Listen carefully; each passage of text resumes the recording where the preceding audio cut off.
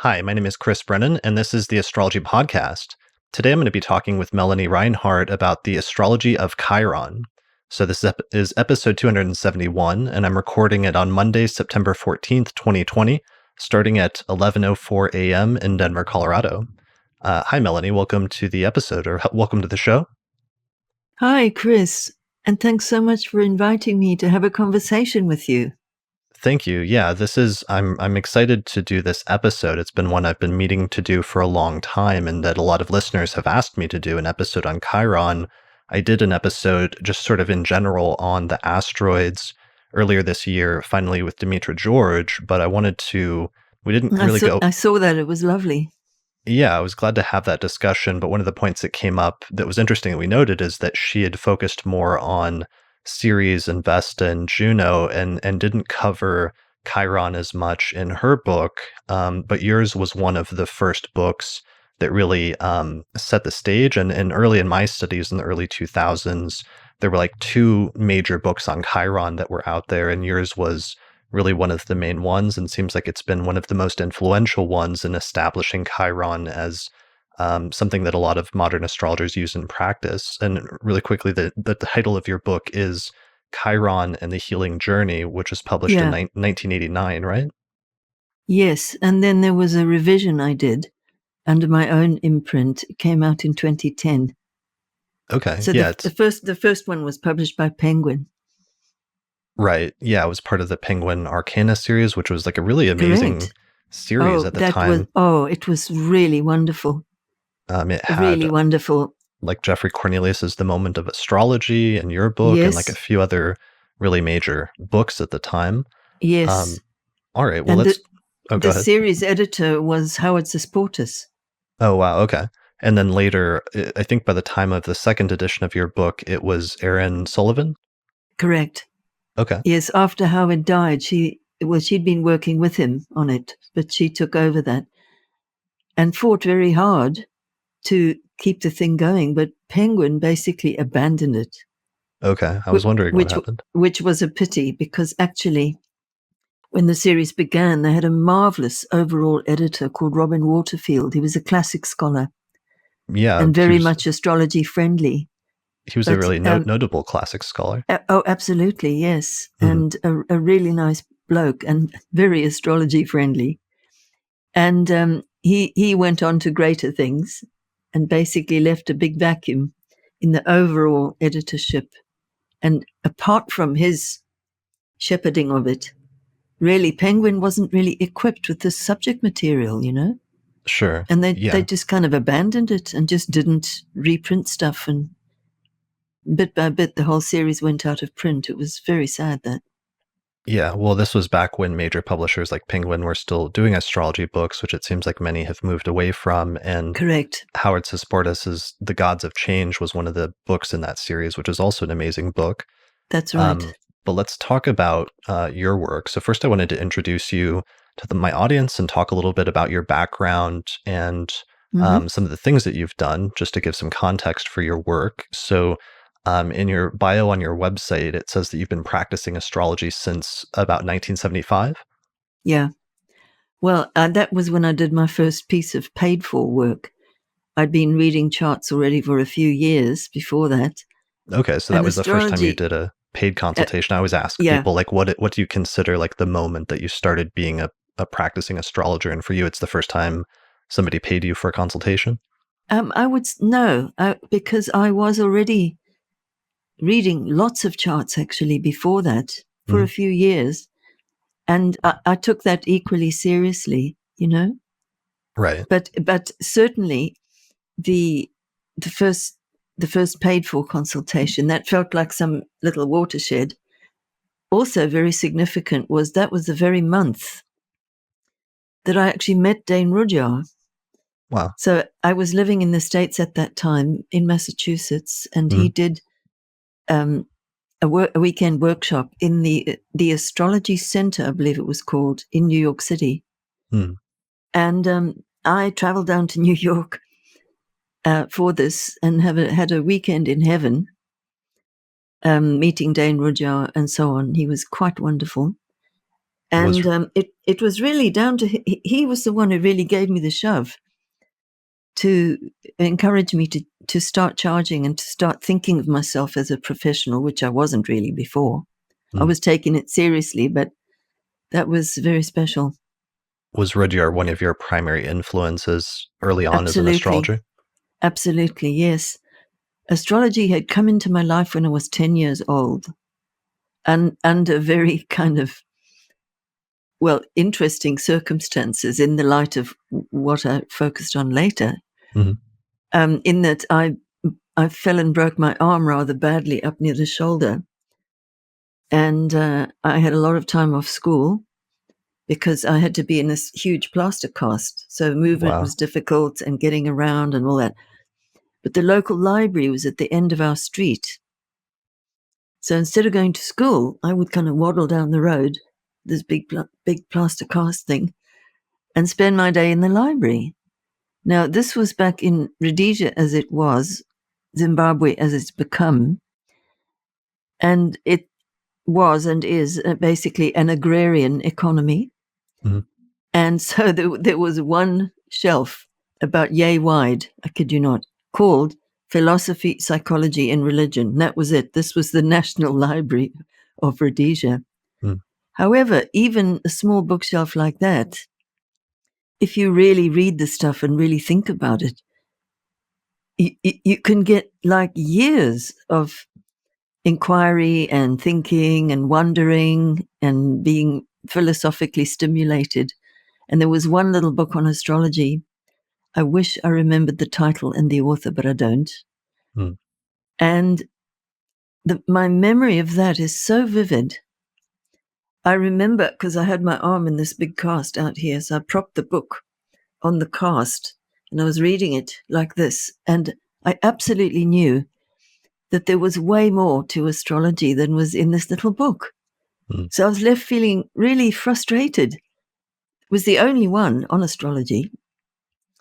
And I just absolutely knew that there was so much more to it. And in that moment, the passion to find out and to learn more was ignited.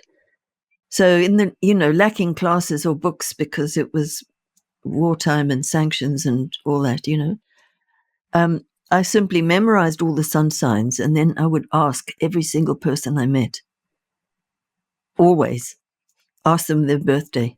And I would think and write notes and see how it checked out with this little book and ponder and wonder and so forth. And I did that for years and years, just sort of thinking about it, mulling it over. I remember also my father showing me some of the constellations at night.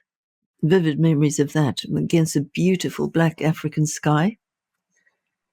How did your family, you were born in Zimbabwe and you spent the first part of your life there, or how did that come about? So my father was born in South Africa.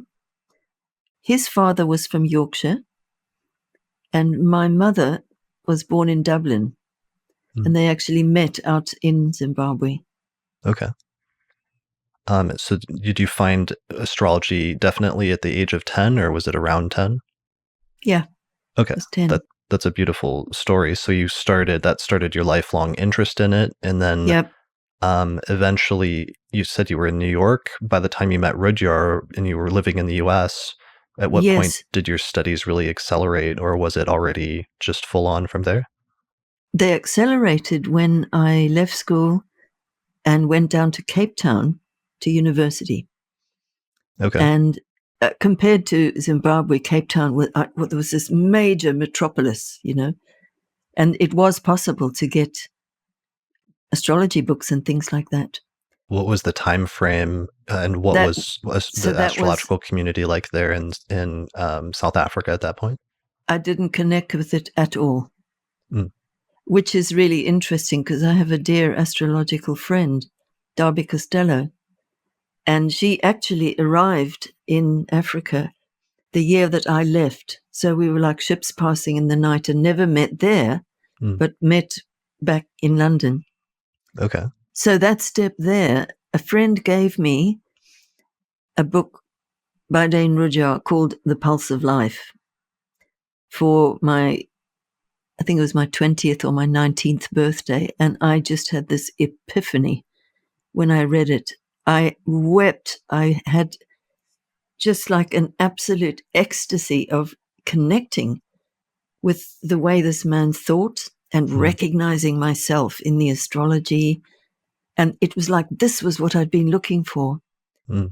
I was so inspired. And that connection was part of the reason why I left Africa. I didn't really know anything about the astrological community in England and how rich it was.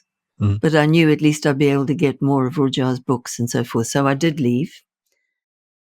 And I lived for many years, either living directly in or connected to a spiritual community in the Sufi tradition. And when I arrived there to take up my residence, it only turned out that the teacher who was focalizing this community, he was only the publisher of Dane Rujar's work. So there was like the complete first edition, hardback, original publications of Rujar, which took up, a big amount of the community bookshelf. Wow. And it was through him that I first met Rujar. And then the second time was when I went down to New York. Okay. To the workshop, yeah. And so that community, the Sufi community, was in the UK? Yes. Okay, got it. So then eventually you make that personal connection with Rudyard. He encourages you to dive into the practice of astrology, which must have been really compelling at that point if he was like your main person. Oh, yeah. It was like astrology. it was like God on high had had given me this crucial bit of encouragement. Sure. So let's see. So to circle around, I'm not sure if to jump forward. I mean, eventually, why don't we jump into our main topic, which is Chiron was discovered on November 1st, 1977 by an astronomer named Charles Cole. Yes. And this began a period in like the late 70s and early 1980s when it seemed like astrologers started slowly getting interested in studying minor planetary bodies and asteroids like Ceres and Vesta and Juno. And then eventually some astrologers started studying Chiron. At what point did you get interested in it or start researching it? Immediately that I heard about its discovery. Mm. Because it was unusually, it was immediately named by the person who discovered it. Okay. Usually a whole big numbering and naming process can go on, which can take years actually for a name to be confirmed. And it has to be agreed by a committee, which is the International Astronomical Union. But in this case, the astronomer who discovered Chiron knew some background mythology. And he could see that there was a relationship between Saturn and Uranus. And so in that sense, that is part of the genealogy behind Chiron's legacy and so forth. So he named it Chiron. Okay, so because and the name stuck. So then it was named immediately. Sometimes it's only named a long time after. And it was only 6 months before Ephemeris came out. Oh, wow. Okay, that's quick. So he named it Very partially quick. Because it orbits between Correct. The orbits of Saturn and Uranus. Of Saturn and Uranus, yes. And the other thing was that in the first Ephemeris, I forget, Tony Joseph was the name, I believe.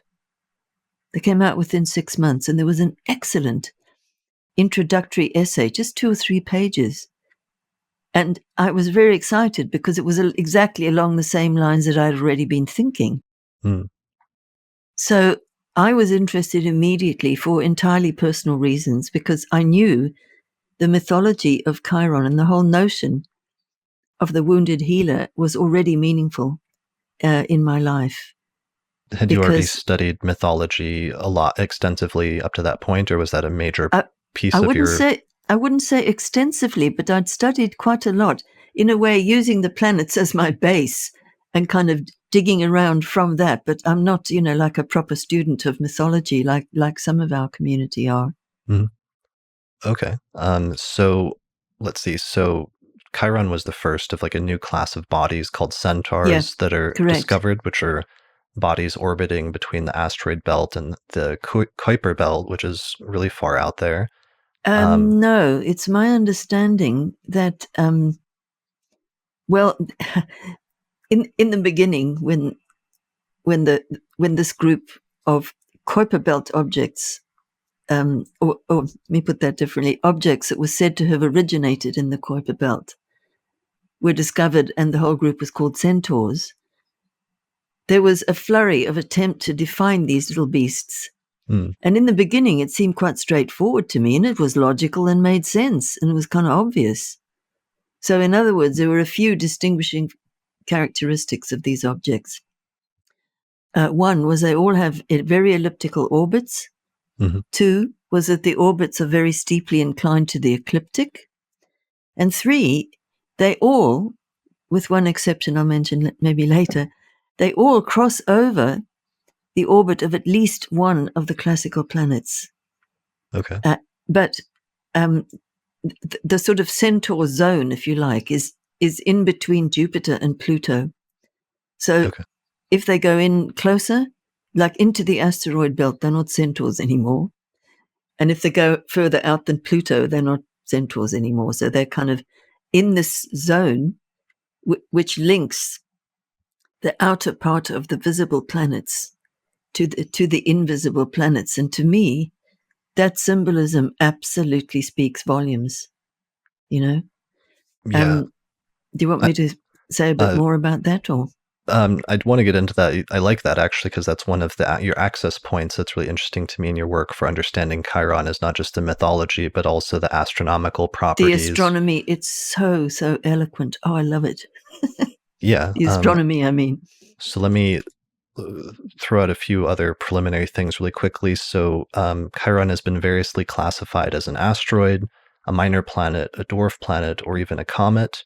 Some Yeah, astrologers quickly became interested in researching it. I tried to compile a quick biography or bibliography, and you could let me know if this is correct or not. But one of the early astrologers, or one of the first that I've been told, who started working with Chiron, there was an astrologer named Zane Stein. correct. Then there was another book by Ermini Lentero, Oh, yes. No, I did uh, read that. titled The Continuing Discovery of Chiron, that came out in A 1984. fantastic book. Yes. Okay, if you liked that. And then Demetra's Yeah. book, Asteroid Goddesses, came out in June of 1986. There was another book by Barbara Hen Clow that came out on Yes. Chiron in 1987. Your book, Chiron and the Healing Journey, was first published in 1989. Yeah. And then there were other subsequent books, for example, by Martha Lang Westcott, that also dealt with both asteroids as well as hypothetical planets. Is there anybody else that I should mention? 2 more, Richard Knoll or Nolly. Hmm. And this is an early one. I think it was just called Chiron. Okay. There was some great insights in there. And then much more recently, Adam Gainsbourg, Chiron and the Wisdom of a Deep, something about the wisdom of the heart. Beautiful book. Okay. Brilliant. So that, Yeah. and so Adams is really recent, and Richard Knoll is like way back, one of the first people. Okay. Yeah. Adam's book is Chiron, the Wisdom of a Deeply Open Heart. That's it. September 2006. All right. So that's some of the early history, and that also just sort of places you in terms of when your book came out, and also showing that there was a lot of early interest. So your book was published, I guess, 12 years after Chiron was first discovered. And so you'd been working with it for at least over a decade at that point. Yeah, because I got into it immediately. And also, in my own chart, I've Chiron in Sagittarius opposite my sun in Gemini. And it kind of, it's visually stands out in the chart. Mm, So I sort of casually thought, well, if this little unknown object is going to be relevant for me, it should be fairly easy to see in sure. terms of life events and transits. And then about 6 months later, I realized, oh my God, by transit, Chiron was about to make conjunctions with every single one of my personal planets. So it was discovered in Taurus. Then I have a whole band of planets in Taurus and Gemini. And I thought, oh, look at that. I then thought, oh, well, I guess, if there is something in this for me or others, then my life should turn into a ringside seat for the Chiron show. Right. Because just years, about 10 years worth of conjunctions. Okay, and so it spins. my God, I had no idea what was coming down the tracks for me, I tell you. And I really feel I learned everything that I learned about Chiron from this inner journey. And then later from working with clients. And I feel that the journey I went on equipped me to do that work. There was an entire kind of cosmology which kind of rolled itself out as a result of my journey. And it went into areas of psychological work that were unheard of back then and are now not exactly top of the pops, but more and more people are understanding these themes and writing about them. So amongst others, those include transgenerational trauma and, by the same token, transgenerational healing, and also healing the historical wounds that are embedded in that ancestry, even including things that aren't direct personal wounds, but things like cultural injustices and so forth, because obviously coming from Rhodesia, there was really a lot to process in terms of the colonial history that went on in Africa. My God, just unbelievable. Right. And that was not really considered back then, even in the more enlightened versions of psychological treatments and all the rest of it. And so I wrote about all of that kind of stuff in my book. And it's lovely now to see that lots and lots of people are doing all kinds of really amazing work in exactly those areas. But at the time, I was very much on my own with that. Even though I was in a Jungian analysis, that framework, at least in the practice of it, I didn't really feel met by it in the way that I was experiencing this process. And it was like, I hesitate to use the word because I don't want to be claiming anything, but it felt like a kind of process of shamanic initiation, which went on from 1983 until past 1989, and that period included the writing of the book, which felt to me like a thread, like an Ariadne's thread type of thing, in terms of the personal transits that I was watching from Chiron onto my chart. Now, you might be able to talk yourself into lots of things interpretively in astrology, but you cannot fake transits that absolutely demonstrate the symbolism and the process. Right. And it was like a kind of a lifeline for me. So pretty soon, I began to get clients where it was the same. They were like walking symbolic compendiums of the story of Chiron. And this actually pings me onto one of the questions that you wrote here, a listener question. Okay. Shall I? Yes, the question is, when do you feel you need to talk about Chiron? Right, that came from a listener. Yes, from Zamboni. Yeah, Zamboni Funk. Yeah, there's a very particular answer to that. First of all, I don't feel I need to talk about Chiron. And I almost never try to interpret it. All I do is listen. And if what I'm hearing from my client who's speaking is basically telling me a story which is so obviously within the territory of Chiron, and there I hesitated because I now very much think of all the centaurs as a group. And when I say all, I should clarify, I don't use them all. There's more than, I forgot the number, I think it's about around 400 centaurs now. Okay. There's only about 20 of them, I think, which have actually been named. Mm-hmm. And of those, even fewer that have been researched. Me, I don't think of myself as a researcher. I can only work with something that absolutely speaks to me, and I can't make that happen. Mm. So once that energy connection and almost like a full body energy connection has occurred, then I do the so-called research. But all I'm doing is kind of containing, or like if you were a painting, you might have a vision first, and then you get out the paints and the oils and the brush. So that's what I tried to do with words, try to paint a picture of what I'd already experienced, not just me, but hundreds and hundreds of clients. It got so bizarre that I sometimes thought, my God, this really feels like these clients are coming to teach me about how Chiron works. Unbelievable. Sure. So part of your process, though, was an empirical process of like Yes, understanding what this absolutely. new body meant, partially through paying attention to it in your own chart, and also Exactly. paying attention to it in the charts of clients. Indeed. So just to go back to Zamboni's question, I really don't feel like I need to talk about Chiron. But I guess maybe because I've worked so much with it, mostly I do end up talking about Chiron.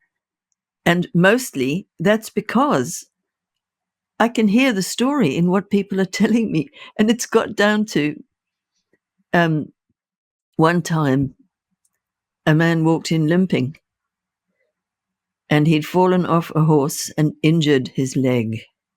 Chiron was injured in his leg, and he was a centaur, so his horse half with the lower half. I mean, Yeah. and of course he had a big Chiron transit.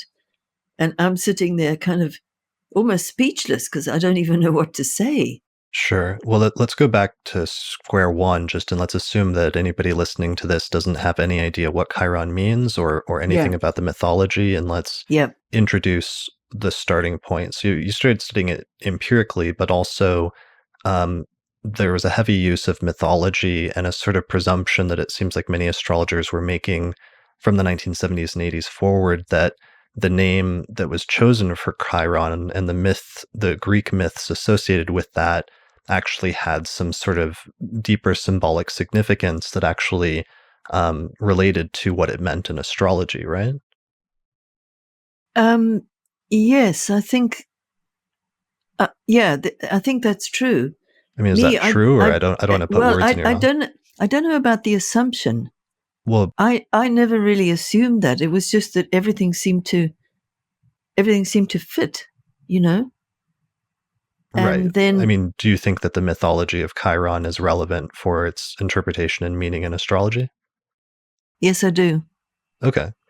I do. Um, And when I was actually writing the book, I mean, collected up these massive boxes of notes and so forth, but I actually never even thought of writing a book. I was just working to try and understand it myself.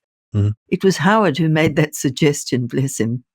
So he had Chiron in Scorpio on the midheaven, mhm. and he was the one who gave me the shove, gave me the prompt, you know? Nice. Yeah, very Um, nice. yeah. So what is the myth associated with Chiron, or what parts of the myth are relevant for somebody that's new to understanding Chiron Yeah, and mythology? yeah.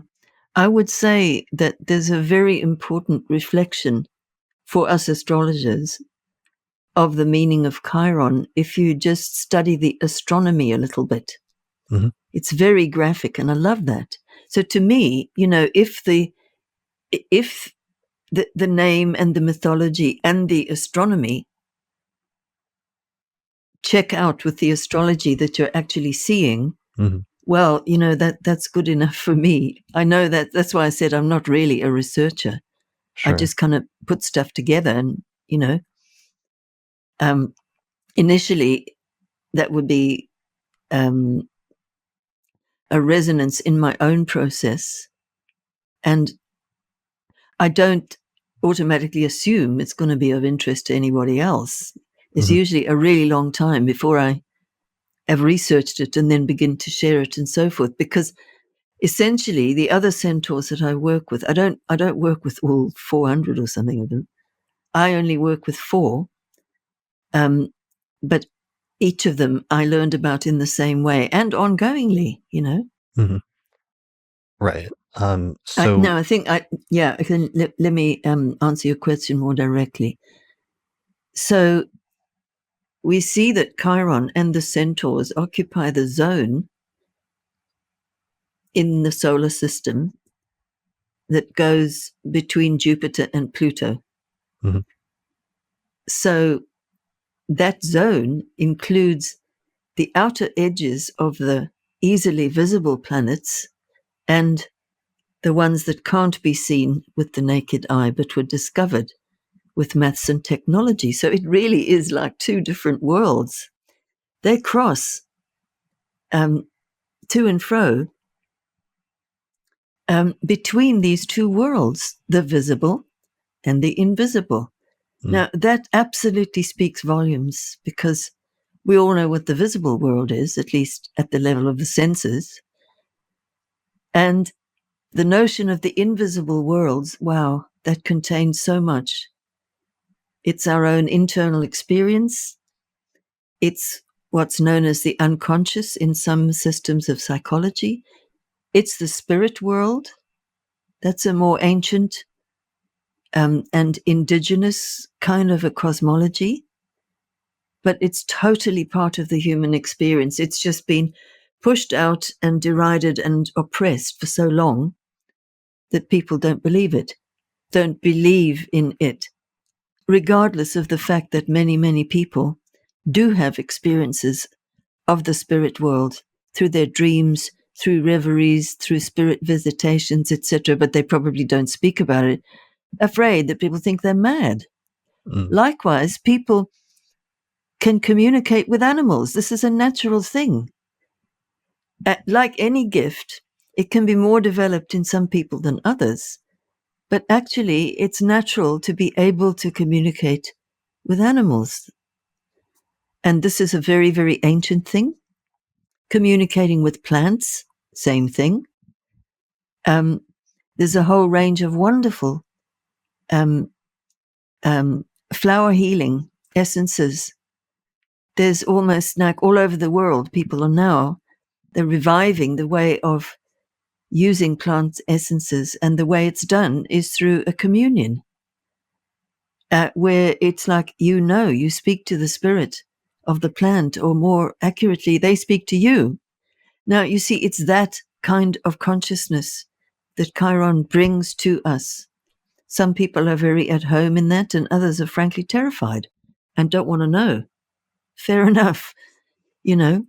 So so this notion of crossing the borders and connecting different dimensions of experience between the living and the dead, between the animals and the human, between the past and the future, whatever, and making that bridge. I mean, in Barbara Hand Clow's lovely book, she calls Chiron the Rainbow Bridge. And I think partly it's this astronomical symbolism that evokes that. so So Chiron acting as a bridge and bridging 2 worlds or 2 exactly. seemingly Yeah. unconnected Yeah. areas, and that partially is also reflected in the astronomy, as you described, as Exactly. well as in the mythology of Chiron being like half human and half animal. Exactly. In his image, in his very form, is exactly that dilemma, Okay, you know? and what is the for those that don't know, why what that means in terms of Chiron being half human and half animal? Why is that, or what is the myth associated with that? Well, in the myth of his origins, Chiron's father was Cronus or Saturn, and his mother was a nymph called Philyra. And at the time Chiron was conceived, both these, Saturn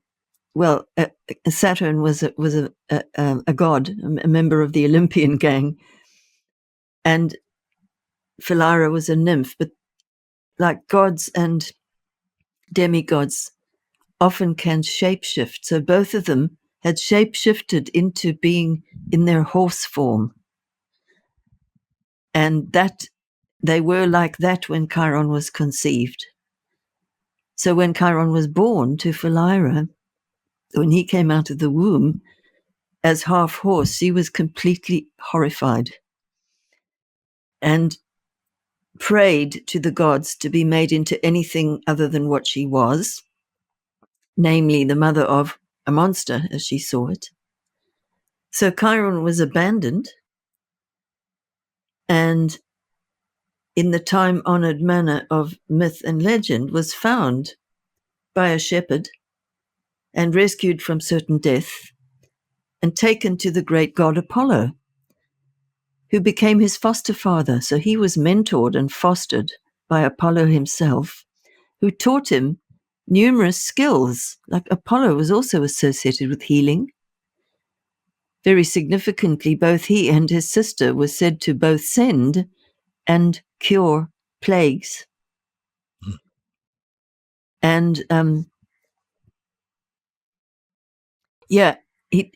Chiron was taught all kinds of survival skills, and in a sense, he had almost, like one can imagine, the kind of initiation rites appropriate for a young man, young hero, whatever.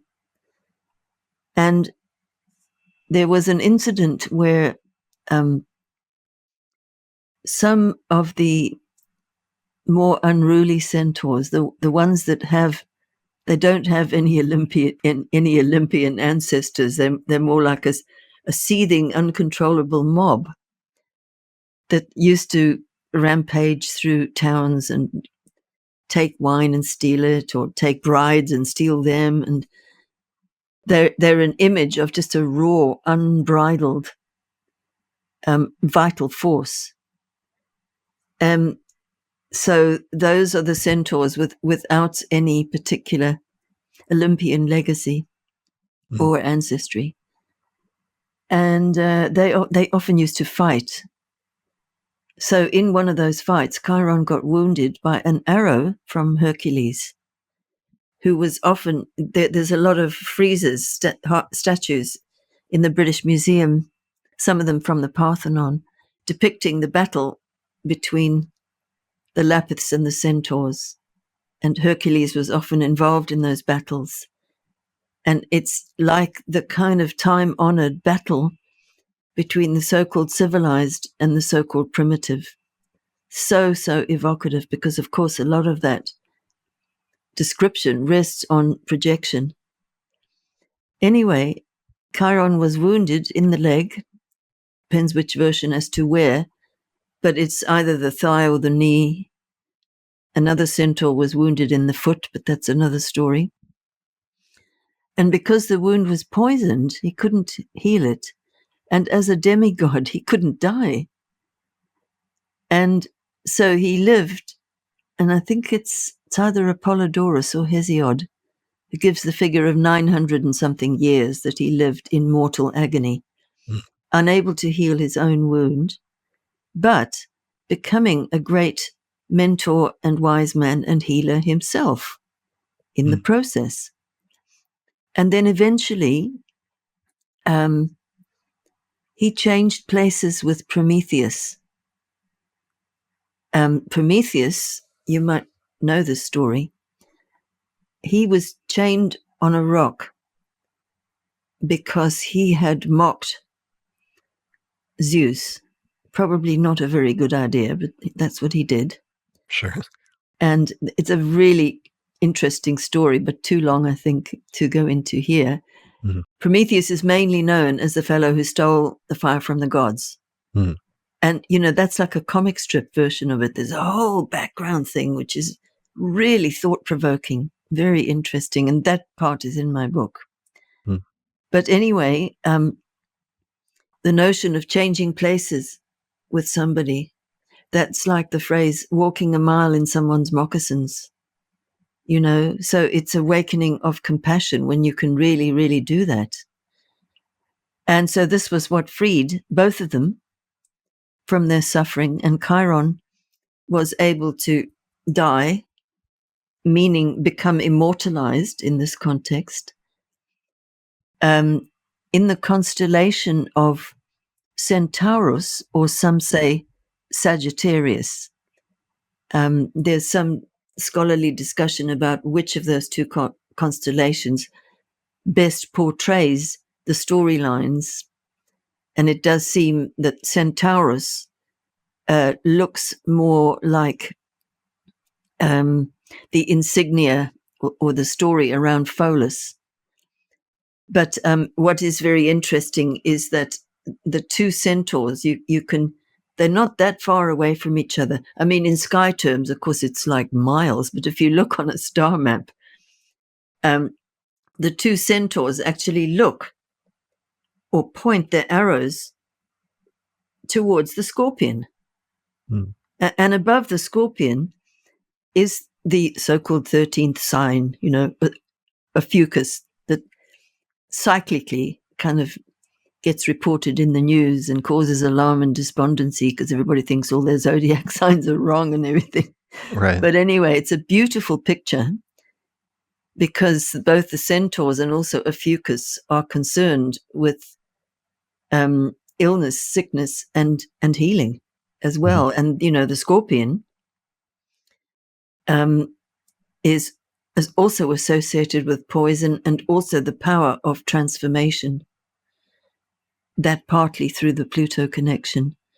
Because when we look at Chiron and the centaurs, what we can see immediately is that Pluto and Chiron and the centaurs, to me, they belong in the same category because of the astronomy. So all of them, so before Chiron and the centaurs was discovered, Pluto was the only orbit-crossing planet at such a steep angle to the ecliptic. And it was Dane Rudhyar who waxed lyrical about that decades before Chiron was discovered. And he spoke about orbit crossing in a similar way that he spoke about comets, that it was like the intrusion of new energy into an old system, or the bringing in of the light from out of the dark. Also, the purification. He spoke about the sense of something coming in to the solar system, almost like an intervention, and bringing new energy, new impulses of energy, and so forth. Now, Rudolf Steiner, very interesting on the subject of comets, because he spoke about a process of astral purification, whereby the comet, so what we see is the comet's tail getting brighter and brighter and brighter. He describes that as sort of astral debris being burned up. And so, like purifying the solar system as it goes. Very interesting. So, temporarily in 1987, 88, or maybe a bit later, there was just a short period where Chiron got a comet classification because they thought they saw a tail that was brightening, but it didn't really come to much. Now, what's so interesting about Chiron, it keeps on being reclassified. I think it's now settled because he's now the chief centaur of the centaur gang, But before that, he has an asteroid number, a comet number, and of course a minor planet appellation. Yeah, the first name was a planetoid, asteroid, comet. then a minor planet, and then the subcategory of centaur. Yeah, it seems like But the there's point is, he's kept all of those classifications. He hasn't gone, oh, no, I'm not that. It's like it all fits, it all kind of works. So, a beautiful image of a process of transformation of our own core identity, really. That when we're changing from who we thought we were into who we are becoming, we might move from planetoid to asteroid to comet, etc. And it's not that any of those are wrong, and should be therefore thrown away. They're all fine. It's all part of the journey. And to me, that's a very powerful symbol. Yeah, it looks like on the Wikipedia entry, it still has the dual classification. It says, although it was initially called an asteroid and classified only as a minor planet with the designation 2060 Chiron, it was later found to exhibit behavior typical of a comet. Today, it is classified as both a minor planet and a comet, and is accordingly also known by the cometary designation 95P/Chiron. So it still has this like dual astronomical role, which is really interesting in terms of, again, tying back in with the mythology of being like half human and half animal. Exactly. And that thing of linking the inner world and the outer world. And yeah, so all of the above really speaks volumes. Also, how I think about the fact, you see, Chiron actually cuts through Saturn's orbit. Mm. And now I did make notes about this as to when the last dates were. I think it was some point in 1992. Chiron went in through Saturn's orbit at about 6 degrees of Leo. And it was January 1999, it came back out through the portal of 0 and some minutes of Sagittarius. Mm. And it will come in and out through those two signs for quite a few passes still. So it has a 50-year orbital cycle, right? That's right. It's just over 50 years, but fairly even, sort of between 50 and 51-ish, but, that's pretty regular. Whereas, of course, because of the orbital eccentricity, you can't divide up the Chiron cycle neatly like you can Saturn and say, oh, well, roughly every 7 to 9 years, you get a big phone call from Saturn. You can't do that with Chiron, because the first square can occur any age from, I think it's about 5 when I was researching this. You can get it as young as 5 years old, or you can get it in your early 20s. Okay. So it depends on which sign Chiron is in. So it, because of its highly elliptical orbit, it's more like an oval rather than a circle, and it Exactly. moves through some signs of the zodiac very quickly, like Virgo and Libra, in about 2 years. Correct. Whereas it moves through other signs like Pisces and Aries very slowly and takes 8 years. Correct. Absolutely right. And there you can see that because, well, Chiron actually moves through the orbit of Saturn physically, and then at the aphelion, in other words, its furthest distance from the sun, it goes way up to Uranus, but doesn't actually cross its orbital path. Mm. It goes into what's rather confusingly called the sphere of Uranus. It goes to the inside, but not actually right across the mean average orbital path. And so there it's kind of really obvious, because Saturn takes roughly 2.5 years to go through one sign, and Uranus takes about 7 to 8 years. Likewise, when Chiron's really near Saturn or inside Saturn, it'll go really quickly through its signs, and when it's approaching the aphelion, it'll be long, like Uranus, 7 to 8 years. You see. Okay. So let's see. So going back to the mythology, it seems like some of the main keywords that astrologers have developed, especially from the mythology, are ideas of Chiron being the wounded healer, and that being like a major recurring motif that astrologers use when they're discussing Chiron. Yeah. And that's partially due to the idea that he was somebody that was poisoned, but then because he was partially immortal, he couldn't die, but Correct. he also had the skills to heal other people without being able to heal himself. Correct.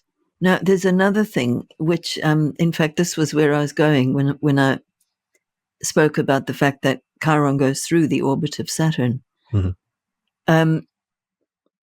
To me, that particular astronomy also tells us something when we link it with our knowledge of astrology. So if we think of Saturn as established structures, I mean, obviously that's not a keyword description of Saturn, but the meaning of Saturn includes reference to the established structures, history, tradition, the status quo, what we take for granted.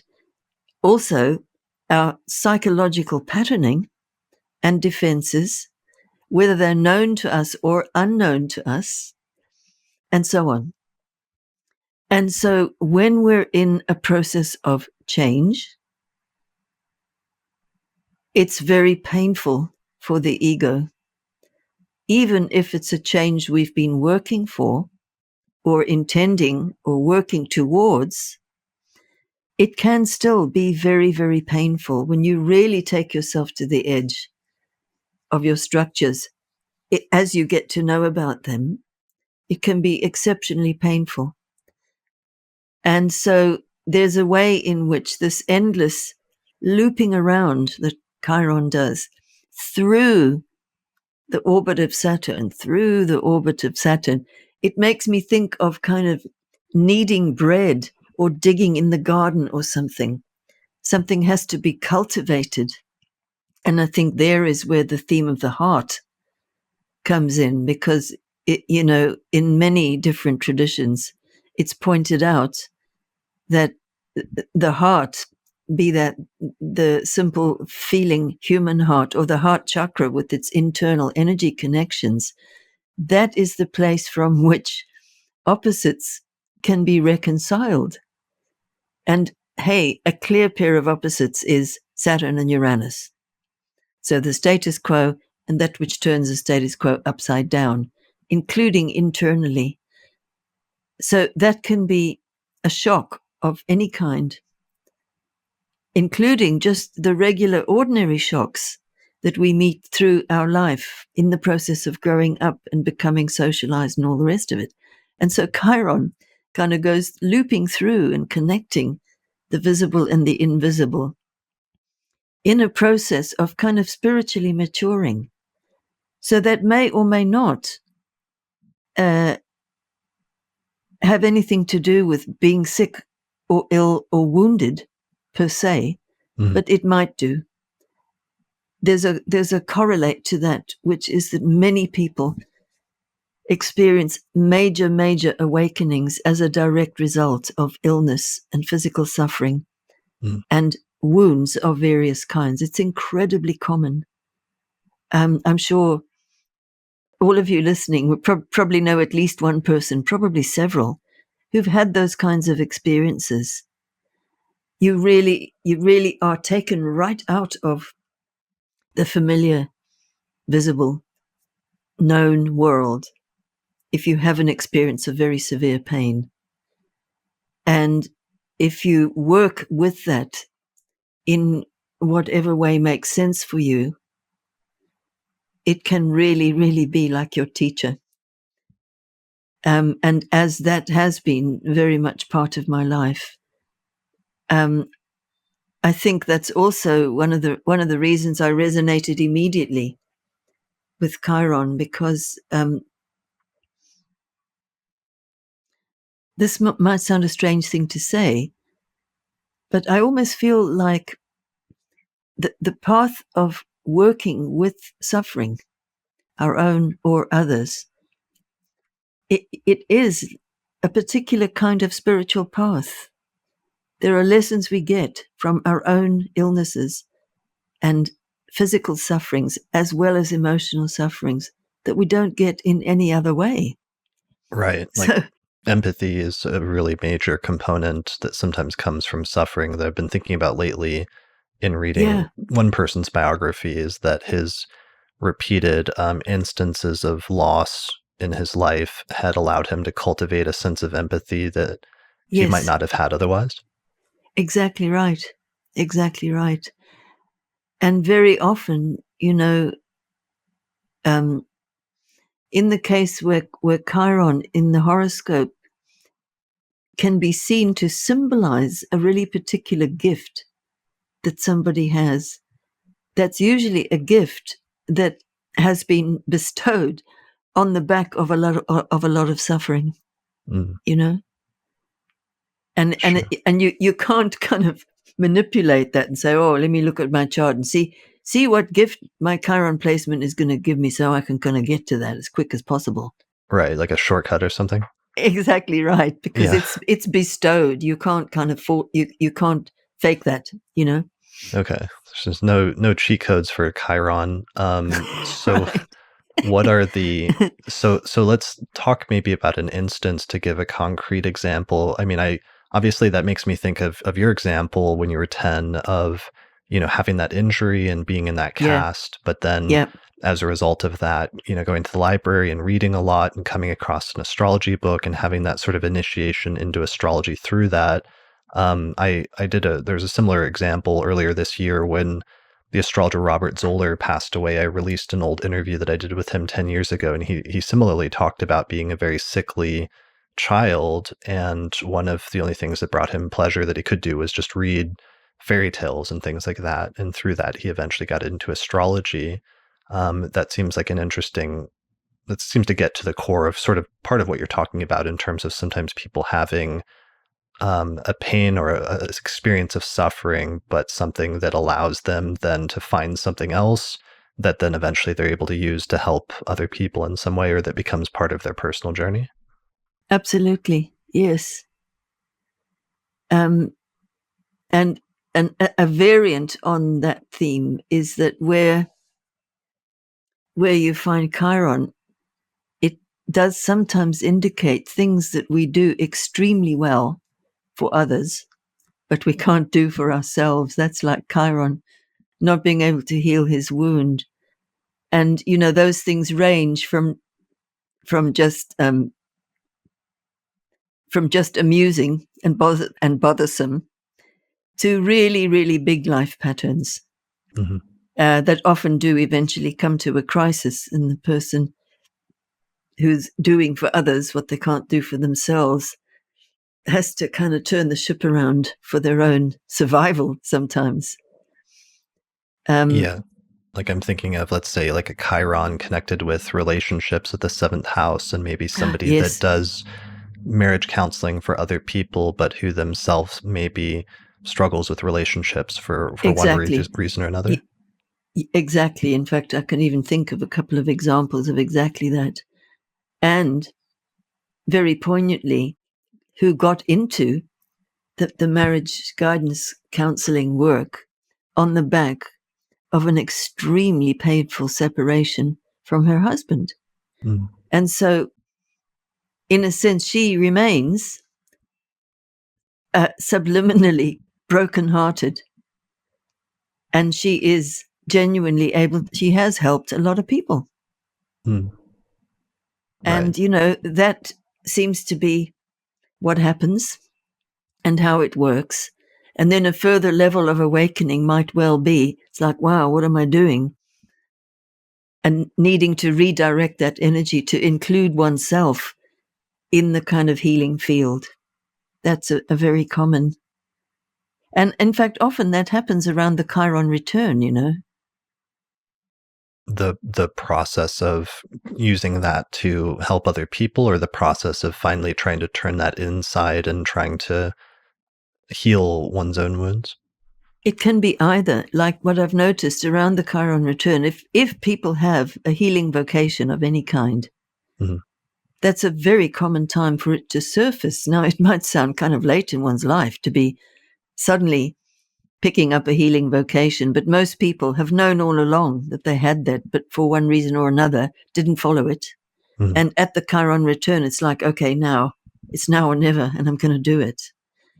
The other variation is that people who have already been working in any of the fields of healing, I'm using that in a very broad, generic way, it's not uncommon for them to get to the Chiron return and either give it up completely or retrain in a parallel but similar field, or take a slightly different road within what they're doing, like maybe decide to write a book or become a trainer, etc. And either way, doing a lot of reflecting on their work. And it's very, very common that. Oh, and around the Chiron return, this I do want to mention. Mm-hmm. Of course, one can't generalize about when women have their menopause. But I think it's fair to say that averagely, at least from the experience of people I've spoken with, averagely it's somewhere around 50 years. Mm. So if it is, this is a really useful piece of information, because if the menopause coincides with the Chiron return, astrologically what we can say is that around that time, because every single Chiron aspect that is experienced from the Chiron return onwards is second time round. So it's the Chiron return of every single aspect to every single thing on your chart, not only the 50-year-old thing. So what's relevant about that is that there is this extraordinary process of recapitulation, of recycling experience with Chiron. By the way, he's not the only planet. He's not a planet, but for brevity, I call him a planet. Sure. He's not the only planet where you will find this if you look deeply enough. You can find it with Saturn to some degree, but it's very precise with Chiron, almost ridiculously so sometimes. And in the first few years after the Chiron return, of course, what's repeating is the period of the precognitive life. So after birth, and before we've learned to speak and walk. So the memories from those times, most people don't remember much from that time at all, because it's literally like as we begin to speak and move, it changes the wiring of our brain to the cognitive stage. And those memories are often present or can be retrieved if necessary, or occur in dreams, whatever. But the really, really early stuff, even including prenatal,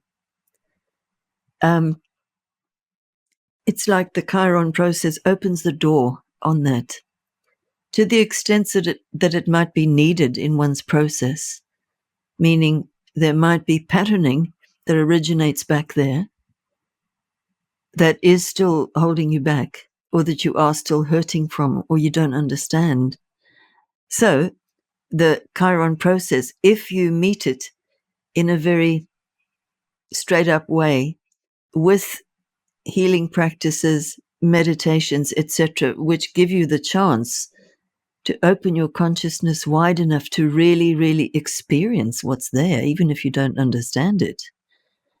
It is amazing, because it's like the veil is pulled back and you get to see and feel and know absolutely what was going on. And by the way, this doesn't stop. That will go on for the rest of your life. Any of you who are on a journey of awakening or healing,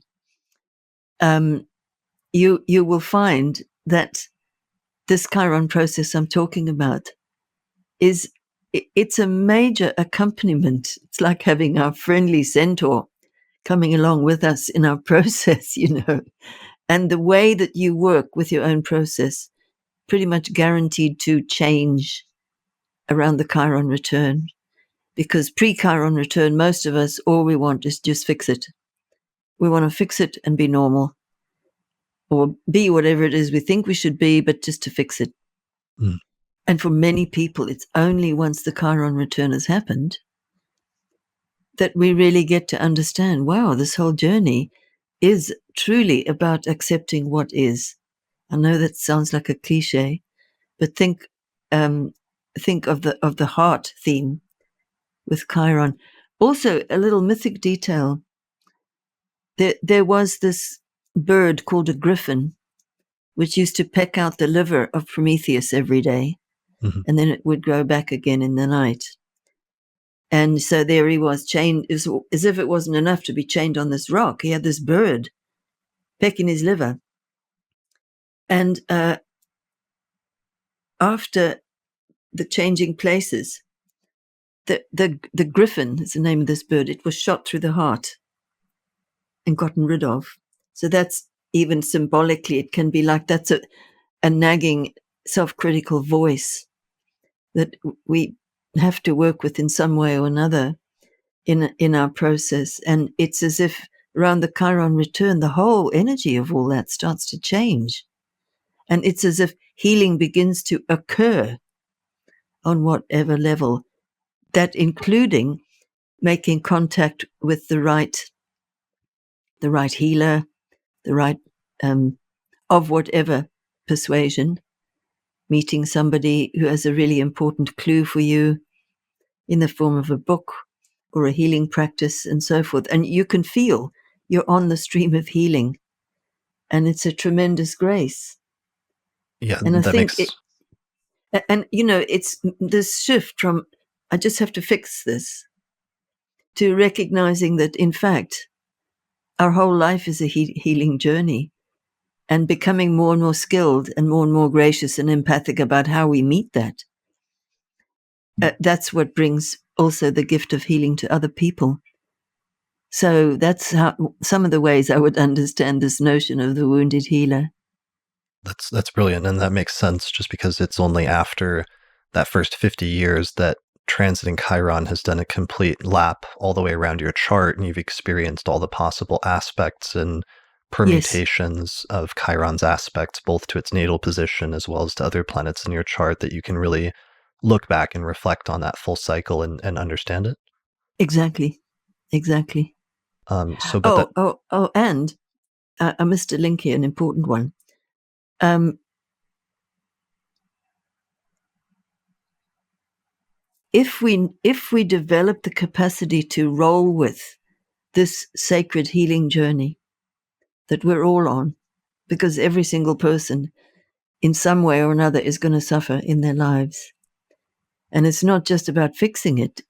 It's about the compassion to let the energies roll in the way that they need to, if that makes sense. Now, mm, I've noticed that around the menopause,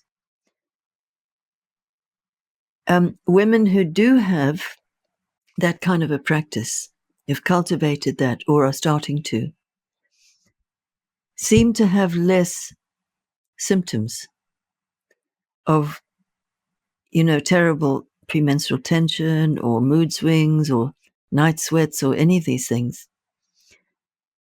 And it seems as if people who are really frightened of their own process or haven't yet had the good fortune to make the right connections to support them in that, risk somatizing some of the very powerful physical experiences that will come through to a woman at menopause. Because if we take the year of the Chiron return as a kind of a birth, a rebirth, then we can take the year before that kicks in exact as the recap of the prenatal time. And there can be some extremely strange physical sensations that come forth when that's recapitulating. And, in traditional healing systems, they have a huge wisdom about the prenatal life and its significance. And, in Western medicine, they do have some of that, but approach it in a very different way, basically seeming to always be looking for what's wrong. not perhaps understanding the spiritual significance of what's going on. And the process of being beset with symptoms can be hugely alleviated for many women if they are ready to undertake this kind of a healing journey. And obviously some people do really have symptoms that really need attending to. So I'm not recommending that you just ignore them, but I know from working with clients that there's something about connecting in with one's own cosmic rhythms that it does the body good as well. We forget that maybe sometimes. Right. Yeah. It's hard sometimes when certainly there's illnesses that can be psychosomatic in origin, but then other times there's sometimes just physical illnesses and ailments that people have that are independent of that to some extent. Yeah. So I want to back up. One of the things you really focus on in your book and spend a lot of time talking about is just the notion that the house position of Chiron as potentially being an area of life that is initially blocked, wounded, or not functioning in, let's say, top capacity to some extent. And that being maybe ground zero or like the starting point for understanding the transiting Chiron cycle and its aspect, especially back to itself, is Yeah. understanding. So we talked about and we gave an example of like Chiron in the seventh house and wounding surrounding relationships. But could we talk about some other house placements, for example, of Chiron and how that might manifest in an initial instance of wounding in some way, or just to give some Yes. examples? The other thing I'd want to add to that is the house position of the ruling planet of Chiron's sign. Okay. That really speaks volumes. And, it's as if you understand a bit or have got a felt connection with Chiron in terms of some of the themes that it embodies and portrays, with a very little bit of other astrological knowledge. I mean, house sign aspects, dispositor or ruler, that kind of thing.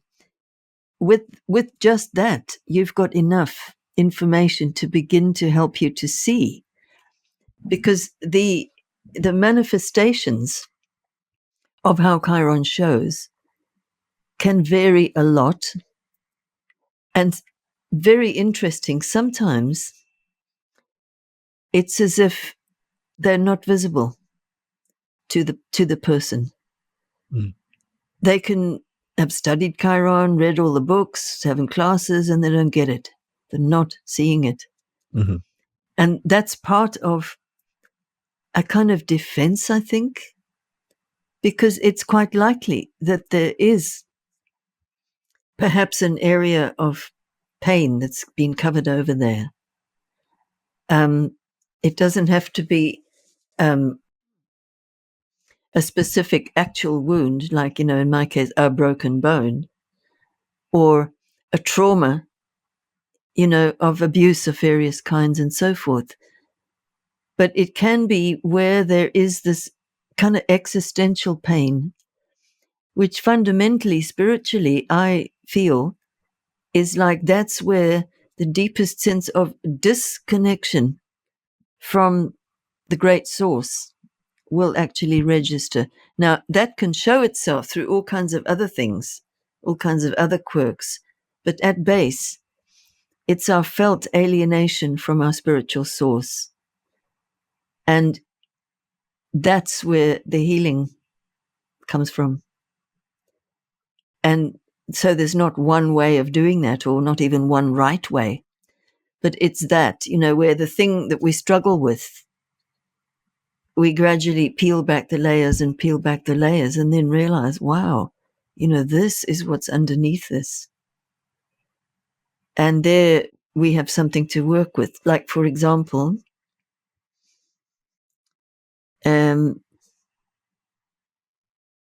I'll this is an example from my own life.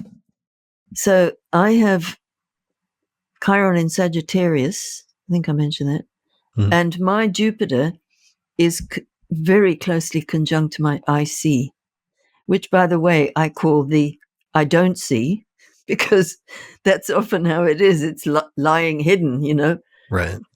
And it was very specific, whole trail in my life for me. So, as I mentioned, I was born in Rhodesia, which became Zimbabwe.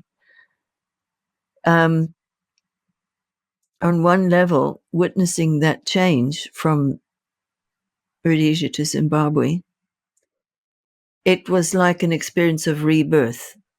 There was a newborn country and everything had changed. And it was as if decades, centuries of history had just been washed away. Absolutely ecstatically wonderful, really. Had so many interesting experiences, learned so much, etc., etc. Now, when things started to go wrong in Zimbabwe, I can't begin to tell you what I went through. It was like I had no sense of distance from this.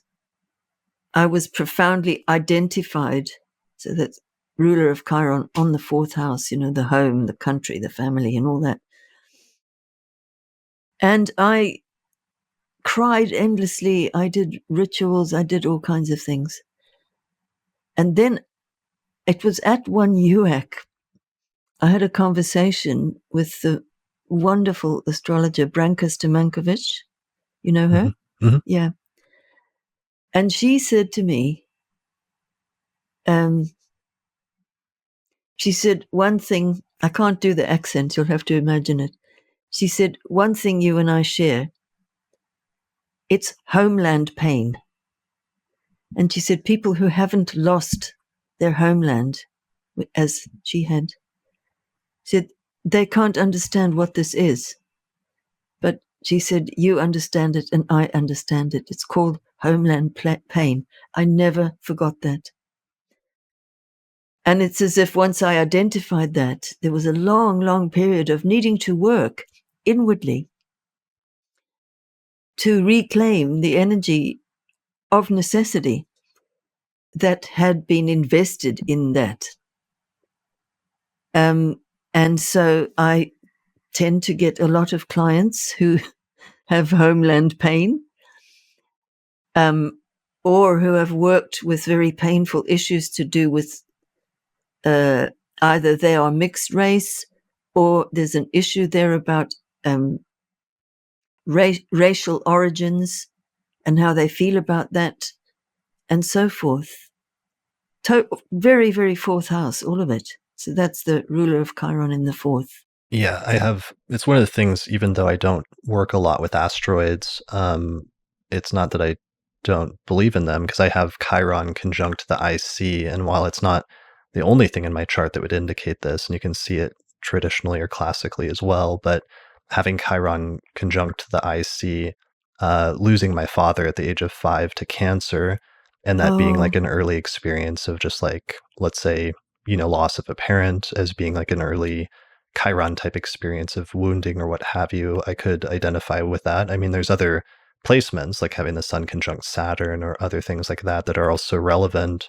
But it's interesting how the asteroids can layer on additional nuances of interpretation on top of in things. additional detail. Mm-hmm. What I've also found about Chiron, it's as if Chiron, and in fact, any of the centaurs, they're like portals to the underworld, the realm of death. So at one or other point in our lives, all of us become aware of death and physical mortality. Mm-hmm. And with Chiron there in the fourth, I would imagine that it was that very young experience of loss just may have opened the doors to that, whether or not the rest of your family spoke about it in those terms, Right.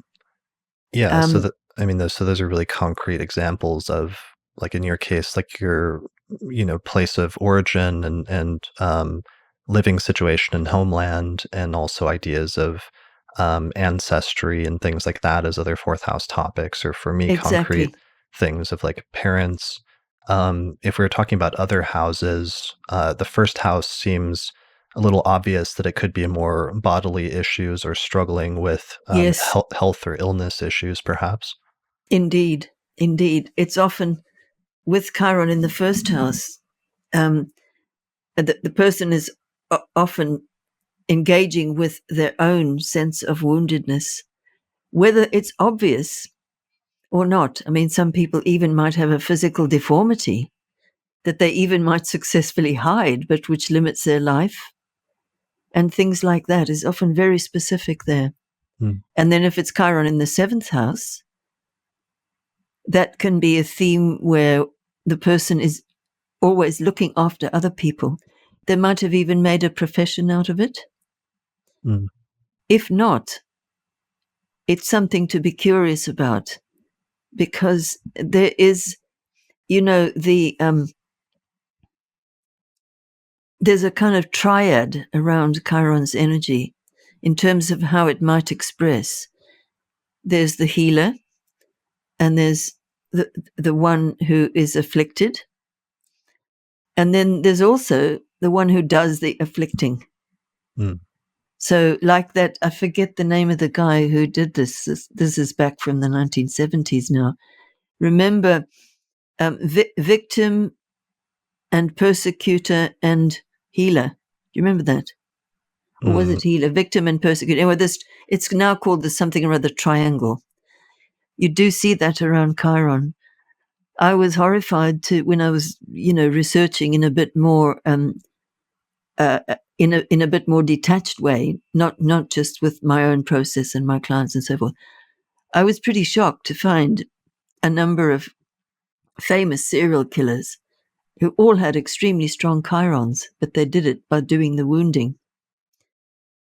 And it was really then that I really began to understand how, in the main, people who wound do so on the back of their own wounding. Mm. So when there's pain there that just isn't processed, there's a kind of knee-jerk reaction to put it out there to make somebody feel how you feel. Okay, so And that can all be totally unconscious. And that is the most dangerous thing about unprocessed suffering, is it will go and do it to somebody else. that's a really If the interesting point. pressure ratchets up, and of course, that's what history's made of. Wars come and people are pumped up as heroes, and they're paid by people who just, want to take over from a motivation of greed and money and exploitation and, territory and all that kind of thing, or internecine struggles of one kind or another. And that it's a whole kind of bloodletting thing, which brings the opportunity for people to just act out the unresolved pain that they feel inside themselves by inflicting it on somebody else. That's a really interesting point. So it means, in terms of chironic wounding, not everybody's going to like grow up and, take that wound and then like become a shaman and start helping other people. Some people are just going to become the one who does that to other Yeah, people in a negative sense. I looked up the triangle and it looks like it's called the Karpman drama triangle, and the three pieces are like the victim, the rescuer, or the that's it. persecutor. Yeah, that's exactly it. Okay. Yeah. So there's a similar one with Chiron. And so, from one point of view, even if it was possible to like switch off the world and all its wars and everything going on, to just switch it off, it would probably take hundreds of years to process all of the suffering that's already been generated. And in that sense, um, finding the way to process one's own suffering and perhaps even a bit wider than that, meaning to take on even more than just your own little share,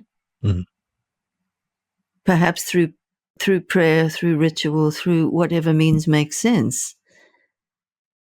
It makes a difference to the whole field in which we live. That's not just a belief. I've seen that kind of stuff in action. I'm sure a lot of you listening have, and that's the kind of thing that we could call them the Chironic mysteries, are really all to do with the experience of pain and suffering and the healing thereof in such a way that there's an opening of consciousness. It's not just about, fixing a broken arm, if that makes sense to you. Yeah, that makes a lot of sense. The last angle we haven't talked about that is a little bit more mysterious for me would be the 10th house, in terms of what would the wound potentially be with somebody with Chiron conjunct the midheaven or in the 10th house? Yes, okay. It could be a chronic sense of not feeling recognized. And, often with our sufferings, things are not as they seem. We think that we're hurting because of X, Y, and Z, and then the more we inquire and work with it, oh no, it's not that. It's something else. And so needing the approval of the world is, that's a 10th house theme, potential 10th house theme in one way or another. And when Chiron is up there, many different expressions can happen, but there can be an incredible feeling of pain if one doesn't feel recognized enough. There's a twist on that one too. It can sometimes be that the person can't handle recognition and being applauded and celebrated and so forth, because that may be coming from such a lack of that it threatens to overturn all the known and familiar structures, and so they freeze or turn their back on it, etc., because so much pain comes up. That's a really interesting one. And then, of course, Chiron in the 10th, usually professionally involved in the field of healing in some way. And I remember a lovely example of this. This was a woman who actually ran the admin desk in a hospital. And, I was very curious about the Chiron, and then, eventually it came up about what she was doing and so forth. And in the conversation, it came out that she had wanted to be a doctor, but she didn't really have the intellect to get through the exams. And then she wanted to be a nurse as a kind of second best. And then she became ill and didn't get through the physical exam to enroll. But she wanted to work somewhere in the field of healing.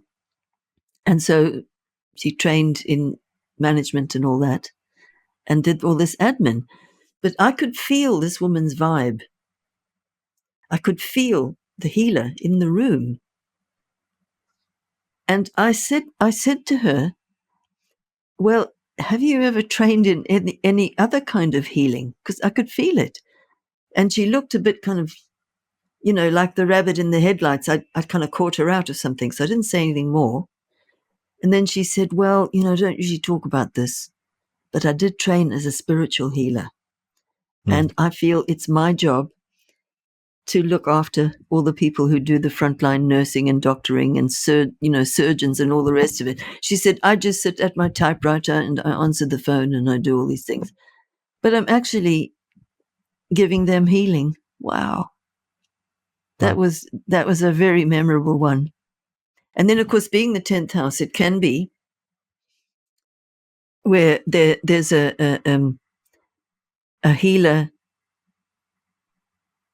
who gets quite a bit of profile, who either himself embodies the archetype of the wounded healer, or who kind of takes on the establishment over some particular aspect of, medical law or, commercial exploitation of medical profession, all of these things. By the way, with all of the above, when I did the revision of the Chiron book. And we were talking a little about this before we switched on the recording. Right. I was curious because the book's gone through, it's up to its 4th edition, and you've done substantial revisions. So I was curious what is new in the latest editions that you changed over the 20 years since you published it first. Yeah. So, first published in 1989. There were 2 editions when it was still with Penguin, and there was just minor corrections and a new cover. The text didn't change at all.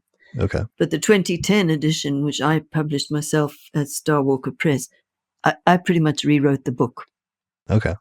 Now, the reason I felt it was necessary to do that was, firstly, the first edition it predates the discovery of the Kuiper Belt with all of this wonderful astronomy, which just is poetry in the sky in terms of what Chiron and the centaurs mean.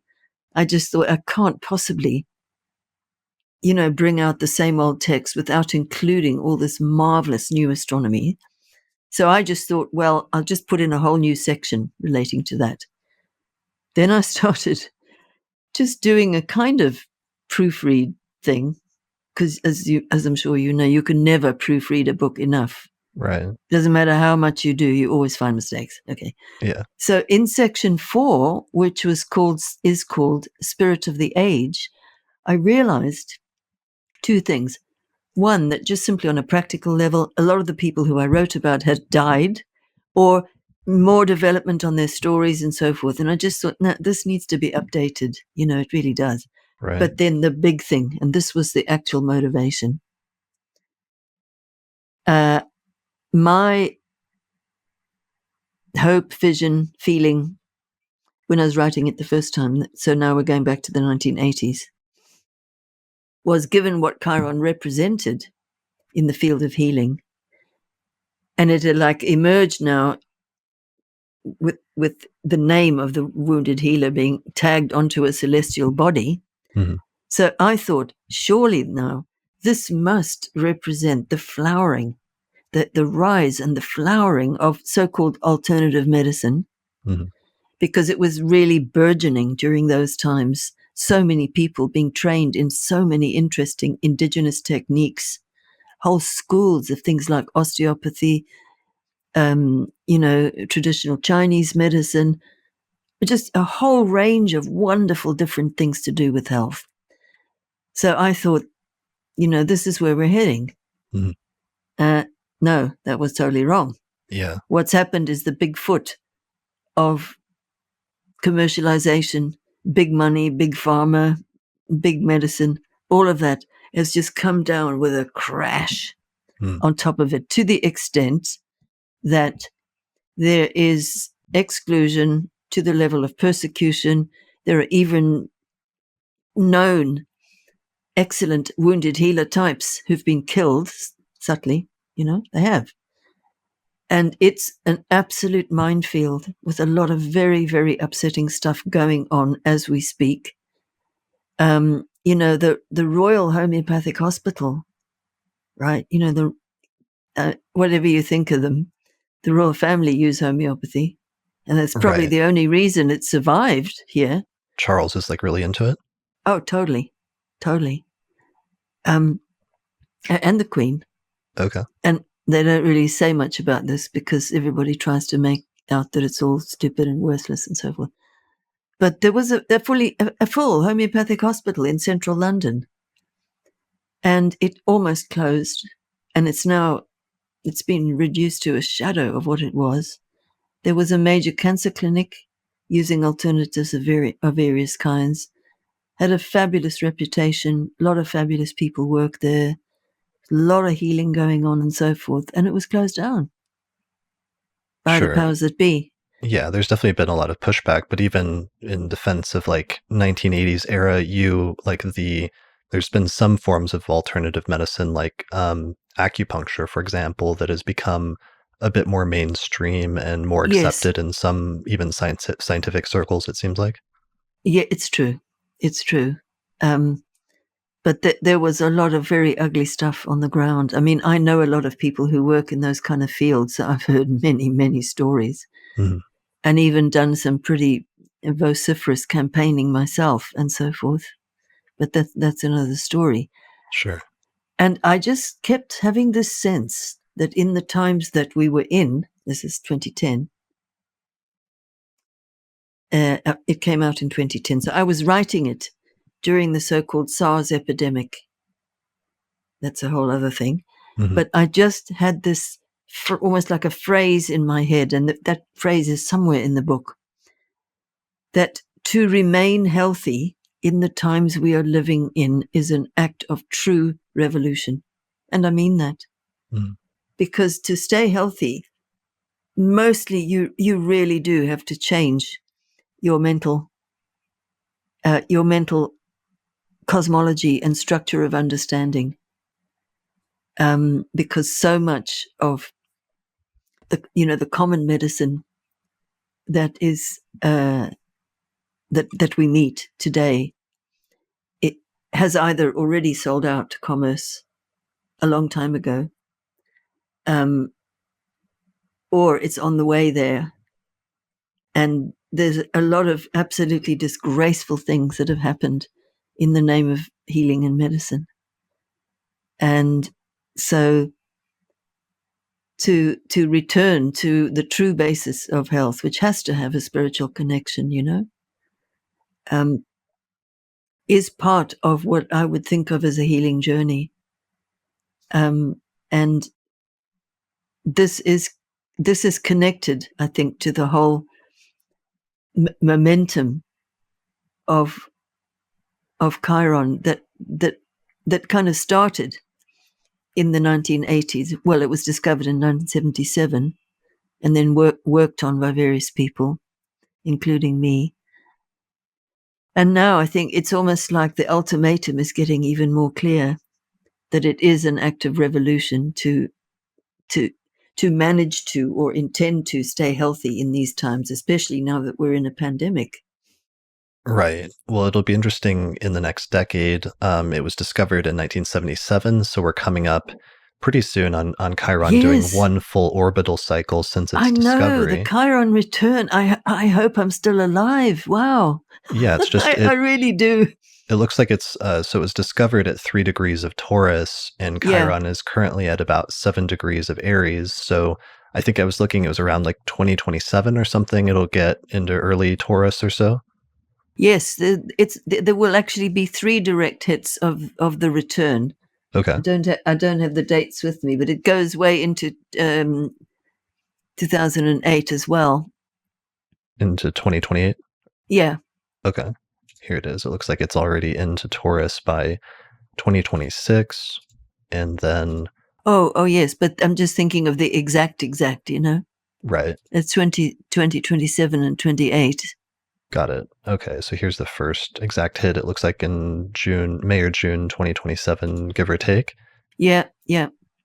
Yeah. So that was actually one of the questions, though, and maybe that's relevant from a listener in terms of, a lot of the books on Chiron came out within the first decade of the release. And I know at least there were 2 questions that were similar like that. And I was curious what your reflections are now, several decades later. One of them was from a listener named Diana Schapp, who said, Chiron is so new. Is it fair to say that we may not understand it? How many years does it take to see correlations between planets and earthly events?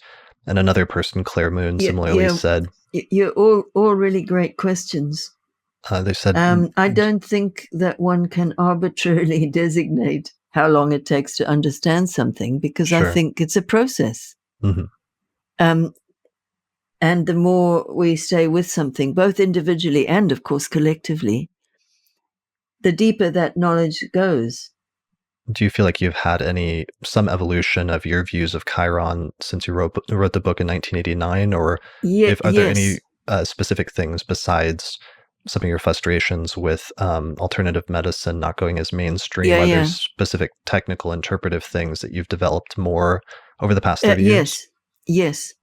And the main thing is the importance of the ancestral realm and the way the centaurs, including Chiron, kind of open that up.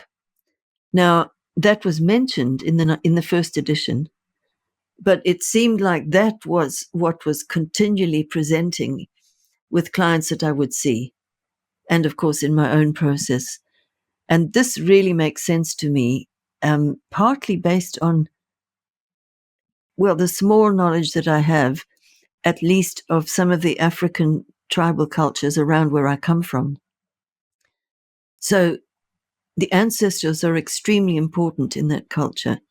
So an anthropologist might call them ancestor worshippers, but that is so not what's going on.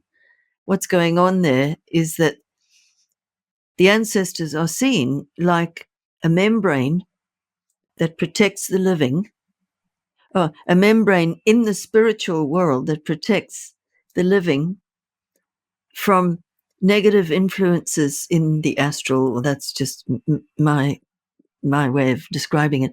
But they talk about, the individual person needing safety and protection in the spiritual world in the same way as you have a physical house that protects you from the elements or from people who might come to want to rob you or whatever.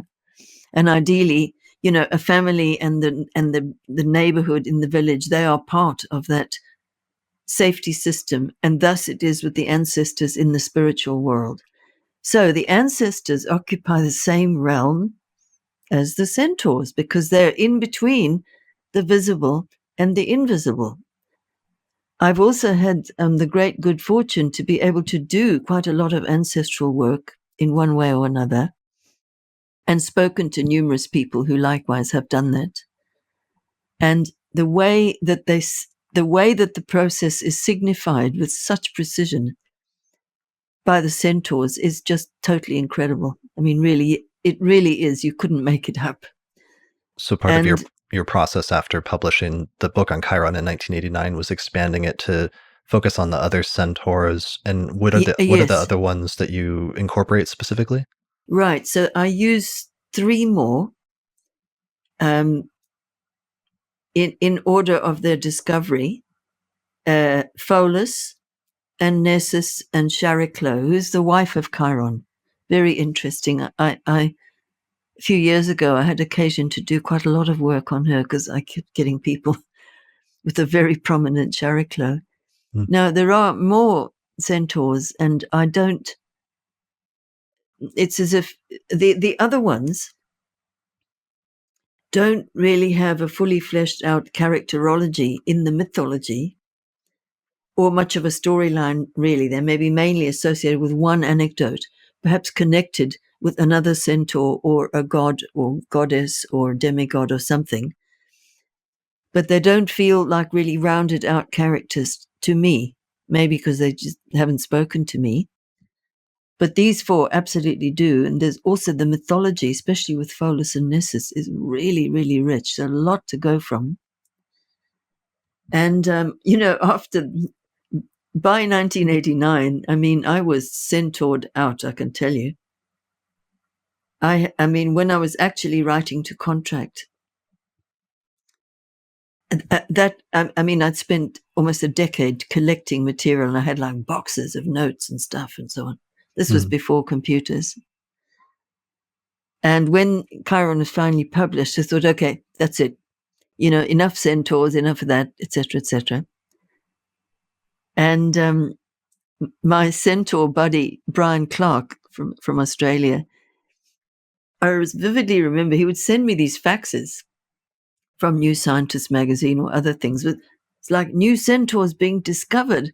I thought, oh no, I'm not going to work with them. Enough already. This was too much. So I delivered, and I would write him back or fax him back and say, thanks, Brian, that's great.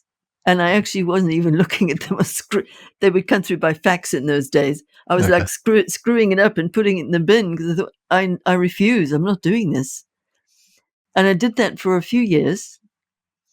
And then there was a string of synchronicities that I absolutely could not ignore. And I basically said, okay, I agree, I'll do some more work kind of thing. It was like that. It was extraordinary. Yeah, so you felt like this was your work and you were called to do it at different Oh, points, even sometimes despite your resistance? yes, exactly. Exactly. And of course, once I was into it, it was just very joyful. A lot of hard work, but very joyful. Do you have any advice? One of the things that's happening now is we're having the discovery of new, really large minor planets in the outer ring of the Yes, solar system, and astrologers are yes, starting to think about like how to incorporate those or how to study yes. those, like especially bodies like Eris. Do you have any Yep. advice that you learned from being an early pioneer and studying Chiron that if you could go back and do it all over again, that you would have applied if you were trying to study some of these newly discovered planetary bodies? Yes, but first, I would like to respond to that great question with a quote from Richard Tarnas. Now, he doesn't remember saying this, but I know that this, what I'm going to say, was captured on a recording at the Astrological Association conference in Canterbury in 1994. It was a panel discussion, and somebody who was in fact a new astrology student asked in general to the panel precisely that question in the sense of, well, oh, and this was long before the discovery of the centaurs and, the TNOs and all that. She was actually just I think she might have been referring to like the asteroids, but just different techniques that you could apply to the horoscope, like harmonics and midpoints and what about draconic astrology and all these things. So her question was, how do I know what to use? And this is what Richard Tarnas said. This is verbatim. I never forgot it. He said, in astrology, you can only work with what is burnished into your soul. End of. In other words, like I was kind of saying earlier, I'm not really a researcher. Mm, Uh, I don't really have a researcher's mind, but I know how to keep going on a trail once I really feel called. That's a different kind of experience than just being wildly curious or wanting to know about something. It's like your entire energy body is involved, your body, your feelings, your mind, your imaginations. Boom. Now, I only work with that. Otherwise, I think I'd go mad. I've probably got too much air in my horoscope to be a researcher because I would be crazy. So the advice, yes. I would say, unless you've got a really good grounded kind of mind, something really helpful, like maybe a lot of Virgo or maybe a good Saturn Mercury aspect, or a third house which has got some good thumping earth planets in there and so forth. Take care that you don't scramble yourself with that, and find maybe your own way to have that not happen, because it'll spoil it for you. So my way, as I described, is I can only work with what I feel is burnished into my soul, truly. And that narrows the field rather well. It also makes it a wonderfully surprising thing. Like when I began to work with Chariclo, it was quite a few years since I'd had any major centaur downloads. But this happened out the blue in the middle of a session with a client. So, wow. Um, So I would say, if you've got the kind of mind that can stay grounded and stay organized, open up a file with different sections. Well, you'd probably do that in a computer, but most of my Chiron notes, they were in an old-fashioned ring binder file with divisions, first house, second house, and so on and so forth. And that was how the material grew. I just endlessly made notes. mm, Um, and that really worked for me. And I think in general, that's quite a good approach, is to be structured with it and also be clear about why you're doing that. I know for me, it was very clear that because these were all happening in my life with my transits, I absolutely felt I needed to understand this process a bit because it was actually happening to me or in my life. Now, with the extra Plutonians, so the TNOs and the SDOs and all of these weird things, some of which are wonderful, marvelous. I did go through a phase where I deliberately decided to try to learn about them, and I made some headway, and it was very interesting. I even did a workshop together with Stephen Forrest on this because he was doing the same thing. That was huge fun. It was wonderful. But after I'd done all that work, it didn't really stick because they were not burnished into my soul. Fair enough. So be systematic, be organized, and ask yourself, why am I doing this? Because, in the wisdom tradition, which is astrology, I think it's really the same as many of the other wisdom traditions. There's a huge difference between knowledge and wisdom. And so wisdom is really only given on a need-to-know business. And so to ask yourself why you might be doing something in astrology, it's always an interesting inquiry, because there is a part of us that has to know things, needs to know things, wants to figure it all out. And in part, that's a great motivation to be learning astrology, because actually the learning is absolutely endless. But at the same time, there can be a very unhelpful, ego-driven aspect of that, which isn't like wrong, but it's good to be aware of that so that it doesn't pull you all over. So therefore, take charge of that wish, be structured, pace it, and let the journey unfold as it will. That's what I would say. I hope that's helpful. Yeah, I think that's good. I was just in preparation for this episode. One of the things that I was doing is just using Solar Fire and searching for like everybody in my files that has Chiron conjunct the descendant within, let's say, Exactly. like a 3-degree orb or something like that. What do you think? Is that too tight, or what kind of orbs do you use for? Well, that's another good question. Now, in a general way, I would start with use the same orbs that you're comfortable with as you would use for Saturn. Okay. But now I'm one of these people. Well, depending on what I'm trying to do in a given astrology project, I do sometimes play fast and loose with the whole question of orbs, because what makes more sense to me is to really listen to the person. And when I say listen, I don't only mean the words that they're saying, because some clients hardly speak. Mm-hmm. But you need to learn to listen to their energies, to intuit, to feel the reality of this person whose horoscope you're reading, you see. And in that case, they might be saying things that if your idea about the right orb is too narrow, you're going to miss it. You're going to miss the planetary magic that they're telling you about. Mm-hmm. And I remember when that really came home to me, this is quite a while back now. I had a client who I really, really liked so much, and she had been through hell and high water in her life with illness. And the result for her was she was left very, very sensitized, which was sometimes difficult for her, but mostly very enriching. And she came and started talking about what was happening in her Pluto transit. And I remember sitting there and thinking, wait a minute.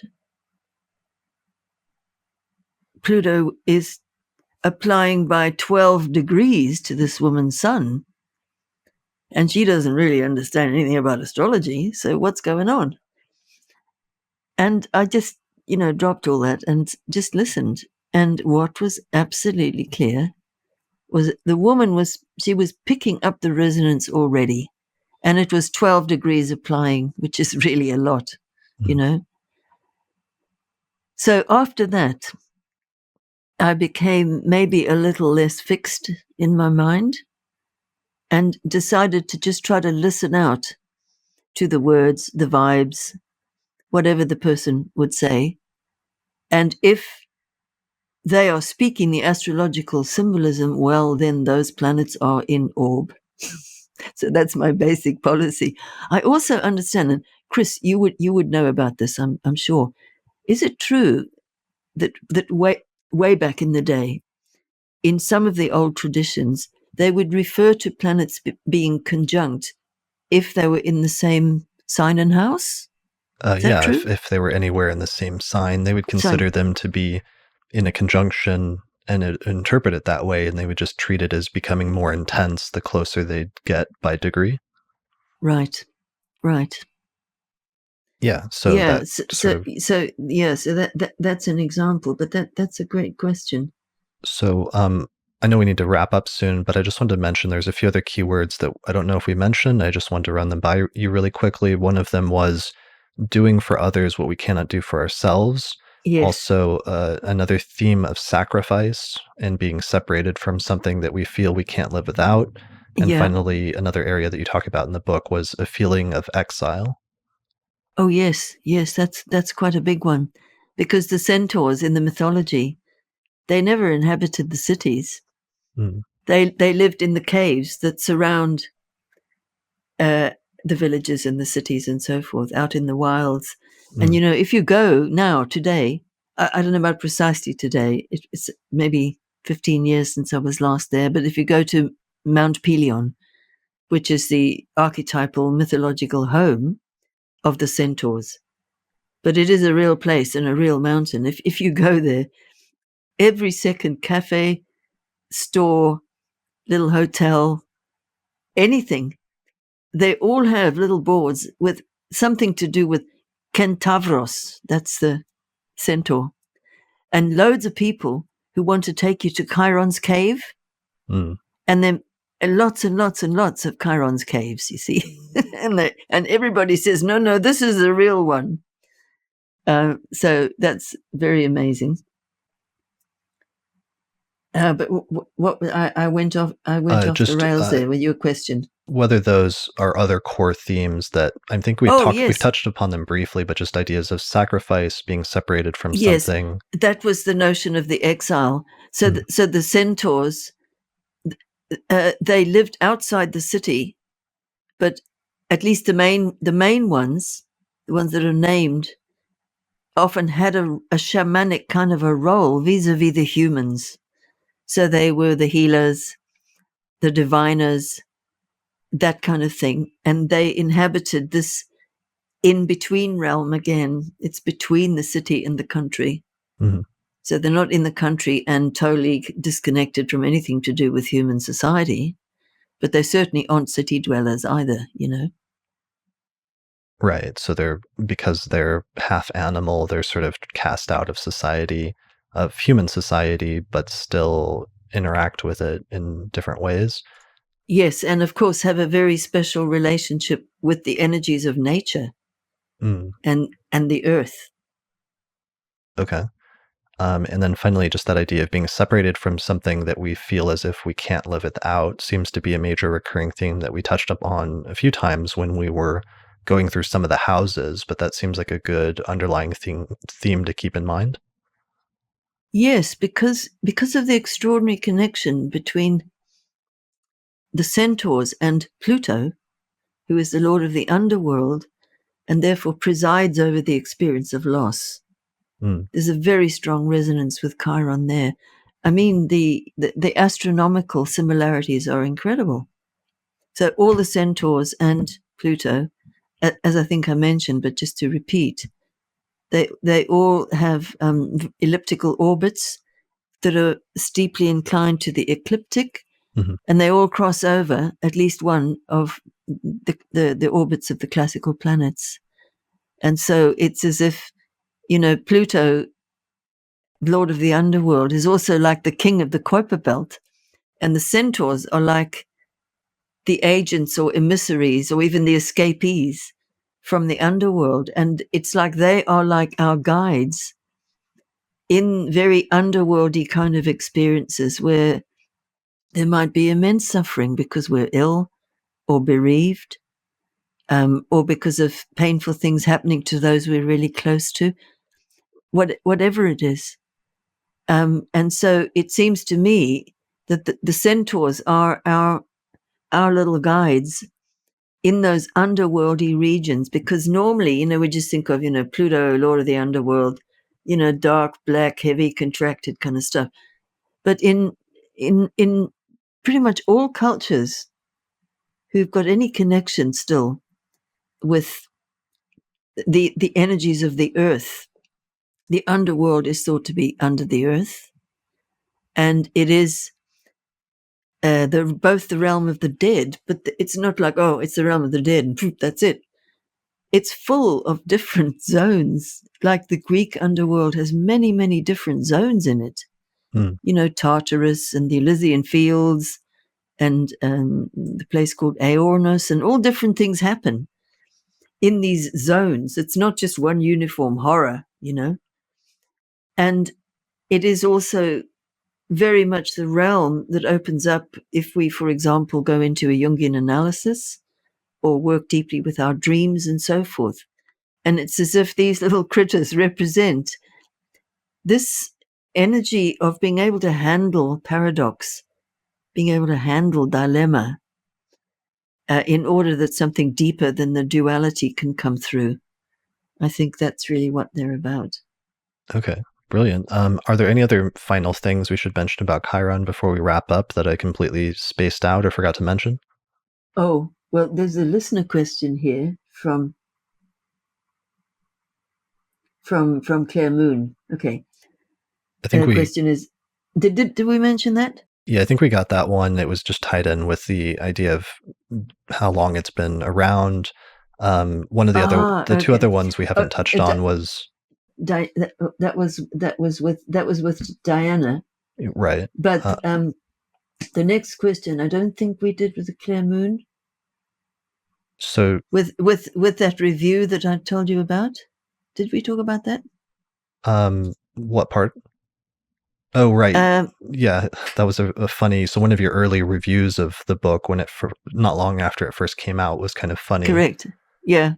Because there was, I mean, I'm sure, even though in retrospect it seems like there was this wave of astrologers getting into the asteroids and writing books about them. Occasionally, I'm sure you got pushback as well, right? Or skepticism, or I didn't really. No, not so much. Okay. I really, really didn't, and I don't really know why. I think at least, so this was pre-internet days. It came out before the internet, Mm-hmm. And there is really a true there.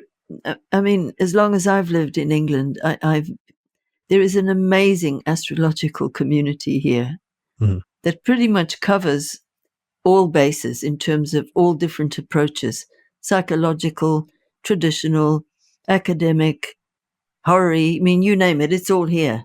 And this is a very small island. And it's as if because we know the people, there's an amazing amount of really positive exchange. Now, don't get me wrong, it's not without its kind of tribal horrors. There's no group that can get away from that. But I guess overall, because there's so many different approaches and so many different kind of astrologers all doing wonderful astrology things in a relatively small area, I didn't really get any negative pushback. Okay. Which I have to say, I was hugely grateful for. It would have been horrible. Sure. What was the book review that you did get at one point? This review, I love this. So it was a reviewer who said a lot of kind of somewhat grudging positive things about the book, and then said something like, well, if you're somebody who believes that a fully fleshed out, description of this Chiron is possible in such a short amount of time, since it was discovered, I mean, well, then maybe this book is for you, i.e., it's not for me, the reviewer.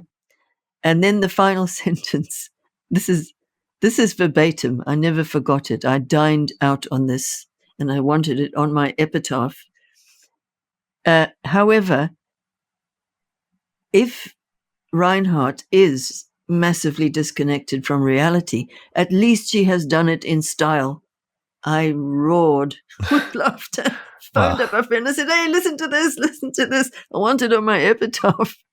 Yeah, that was very eloquent, somewhat praise in terms of, yeah, as a review, that's pretty good. That you should put that on one of the future editions of the book on the back cover.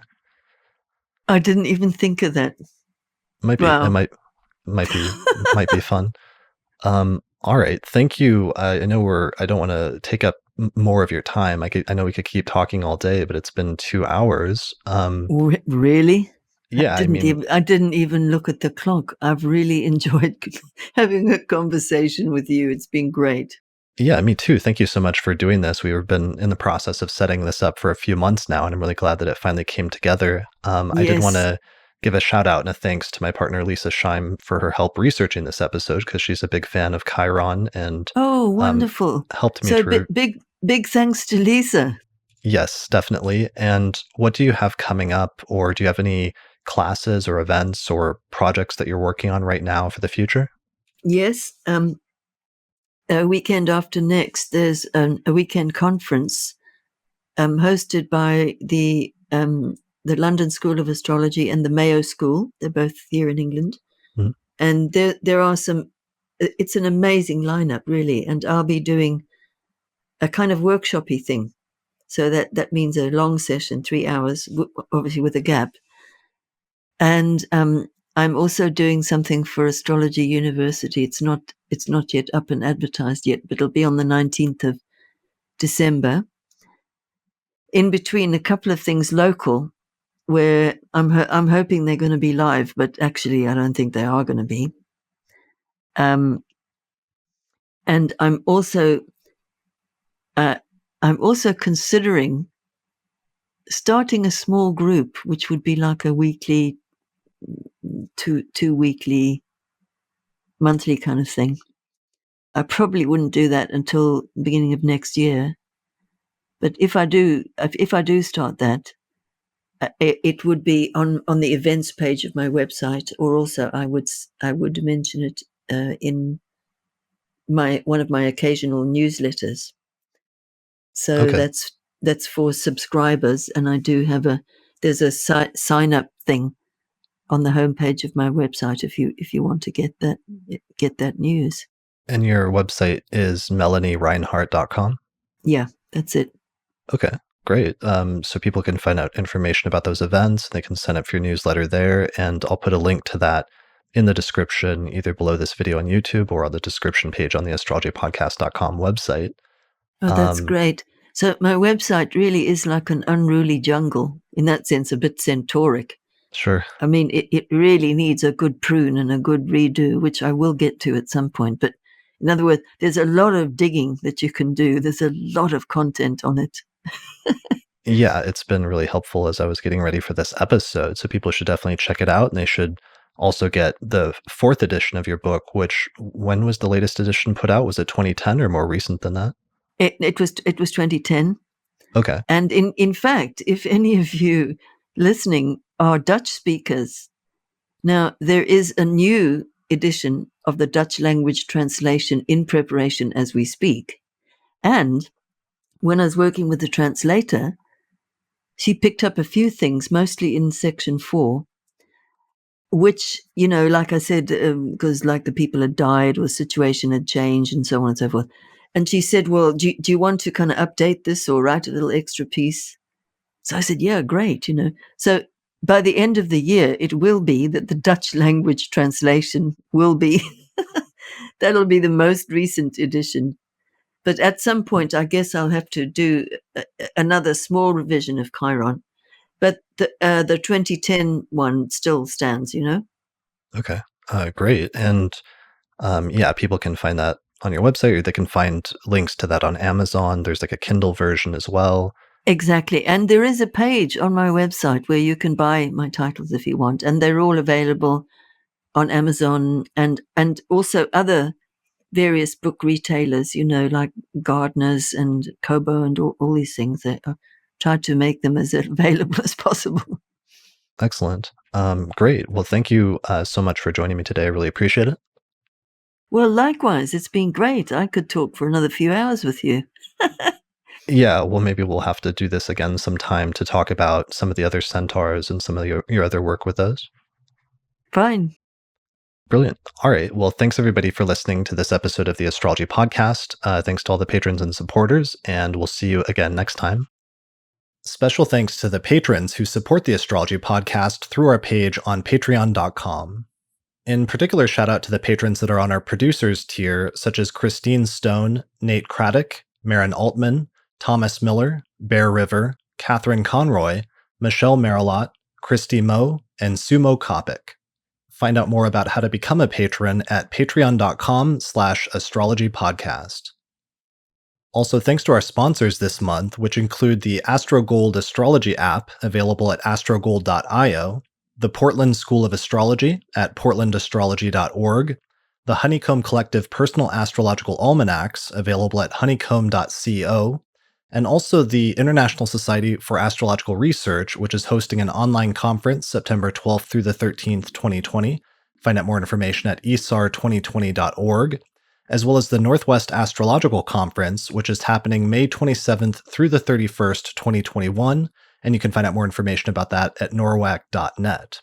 Finally, the software we use here on the Astrology Podcast is called SolarFire Astrology Software, and it's available through alabe.com, and you can get a 15% discount with the promo code AP15.